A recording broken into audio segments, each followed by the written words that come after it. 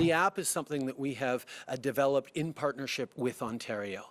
There were a number of decisions we had to take. We had to wait for Apple and Google to update their operating systems so that they could do the Bluetooth handshakes in the background that the app relies on. Many of the other apps tried in other jurisdictions like Australia and Singapore required a level of activity in the front of your phone that meant even people who downloaded it didn't, often use it to its full capacity. So we were reliant on the operating systems to be updated. As that happened, we then worked with experts from BlackBerry and Shopify and others to make sure that the code was right, did a significant amount of beta testing, and now Ontario is ready to move forward. It's our largest province.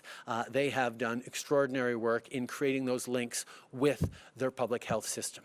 Across the country, now what is needed to happen, and we're looking at the Maritimes next and a number of other provinces that are working very hard to align with this, is they have to make sure that their provincial and territorial public health agencies have the ability to give to anyone who tests positive a code that they can then input into the app so that the system knows that their phone has tested or they have tested positive.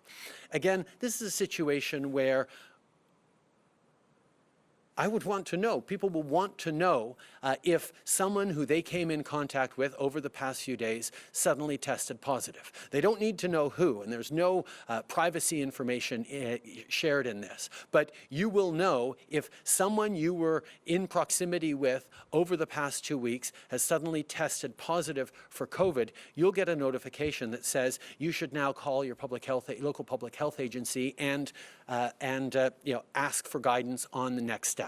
But in order to be able to do that in each province, we have to coordinate with the local public health agency to do that. And that's what we're working on now that we have the system up and running in Ontario, in our largest province.